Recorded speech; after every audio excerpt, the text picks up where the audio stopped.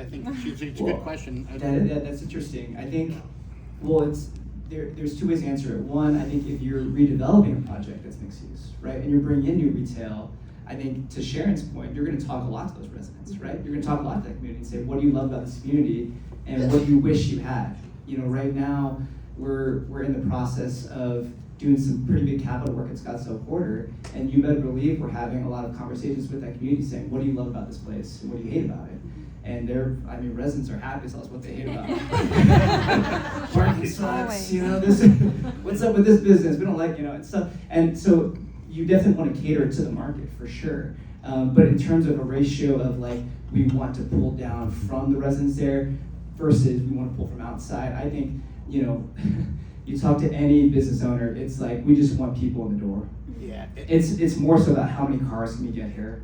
The parking is a huge, huge component, unless you're in a densely urban area. Yeah, unless you're, but I would say,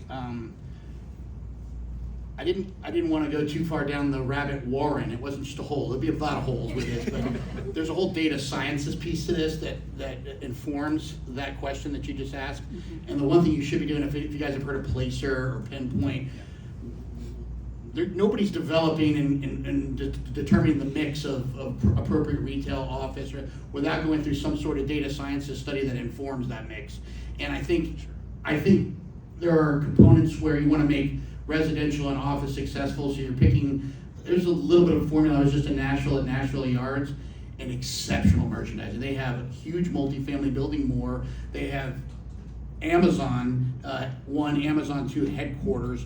They have another building that has 3 or 4 law firms in it, and sure, they want to cater and make that successful because there's a lot of investment into that brick and mortar. But the other part of that is Nashville Yards, those retailers, if you don't get they're exceptional, but the one thing a failed retailer can't do is pay you rent. That means, or stay in business. The latter is even worse than the former. You can work stuff out, but they'll open up, and if they don't have the right foot traffic off the street or captured demand driving into their stores, they'll start screaming, because I've seen it real time, the retail F word, free rent. This isn't what I thought it was going to be. It's like Novocaine, guys. Just give it time. It works. How many people in here have ever been to a solid core? Solid core. Come on, ladies. Anybody here Pilates? This is like a franchise license to print money, but we had one open up at the Plaza Coral Gables in Miami, and the first thing this guy, Josh Rainey, said to me, Sean, this isn't what we thought, and he started screaming the F word, and I said, Josh, you're not even at stabilization yet. When people start coming in here, we start building out the rest of the 160,000 square feet of retail, the second office tower opens, you're gonna have this. You need to start, what we did was we aligned our marketing from the mix and the project team with their marketing. And when we started aligning marketing and going out to the broader office and getting into channels and social media, we started driving business to his door so he could wait it out until it opens. Now it's a revolving door. It is one of the highest grossing solid cores in the country right now.